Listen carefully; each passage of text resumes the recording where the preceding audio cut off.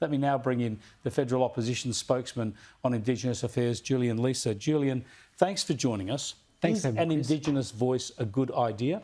Chris, I think it's a good idea. I think it's a Liberal idea. As a Liberal, I like the principle that you consult individuals who are affected by policy because you get a better outcome when individuals buy into it. As a Liberal, I like the idea that when you have a voice established at the local, regional and national level, as recommended by the Kalma-Langton Committee on which you served, that you are more likely to get change on the ground and to shift the needle on some of the issues that we're seeing in relation to Indigenous affairs. So the voice is a good idea. You also believe it should be enshrined in the Constitution, don't you? Yes, I do. I've been personally on board for those things for many years. But what we have now is we have a government led by Mr Albanese who's committed to a referendum this year. We received the report that you did as part of the Kalma-Langton Committee in the last government. We promised to roll out the local and regional bodies first. That was the recommendation that the Kalma-Langton report made. This government is not doing that. This government is going to a referendum this year. Anthony Albanese says in broad that they support that report and they'll implement something like that. Now, I've criticised him for not saying which bits he would take and which he wouldn't, as I've just said in that editorial.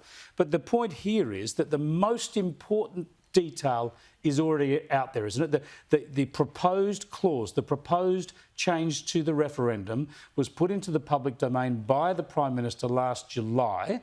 And you haven't offered a criticism of that or a suggested improvement to that. Isn't that the most important bit? The reason that we have been waiting for the detail of how the body will work is because you need to assess the amendment against what the actual body will do. Well, you don't really, do you? The Parliament can change whatever body is put up. It's the amendment to the Constitution that matters. Of course, the Parliament will be able to change the body in the future. That's the nature of parliamentary legislation. But what you need to be able to do is to see whether the amendment actually is meeting the needs of the body that is being designed, whether, you know, the things that are going to be consulted on are whether there is a range of things that are going to be consulted on, the manner that they're going to be consulted on. Your report recommends that there are some things that have to be consulted on and some things that are optional. We need more detail on the model from the Prime Minister, as I said directly to him last week, as I just said in that. But let's stick on your side of the argument then.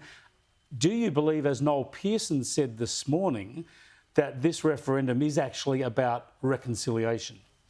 This referendum is about reconciliation, and what reconciliation has meant since the time of the Uluru Statement has meant reconciliation in the form of a body in the Constitution. Are you then concerned about some of the misinformation and half-truths used by your own side of politics against the voice? Well, I think there's only one way to stop misinformation getting out there, and that is to provide people with detail about what the body will actually do, because it is the detail that will limit the debate. It's the detail that will set some parameters, and people will be able to say, no, the body's not going to do that. This is what the legislation is. Some of the harshest criticism doesn't need the detail. It's based on the principle. For instance, there are critics who say this will divide Australia by race. Do you believe an Indigenous voice to Parliament enshrined in the Constitution would divide Australia by race? Well, I think the first thing to say is that there have been provisions in the Constitution relating to race since 1901. There's been the racist power itself, there's been Section 25, there's been the provision that we amended in 1967 that contemplated that Aboriginal people wouldn't be consulted in the census. So race has always been a feature of the Constitution. One of the things that... Would a voice divide the nation by race? I don't think it necessarily would, but again, we need to see how it would actually be set up. Well, you've seen the Constitution, the proposed constitutional amendment.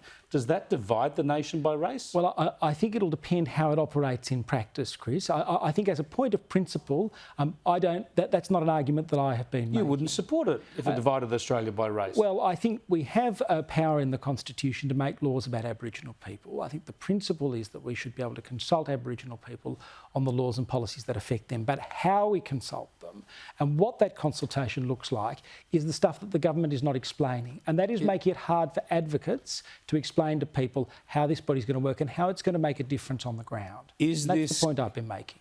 Would this in any way, shape or form be an Australian version of apartheid?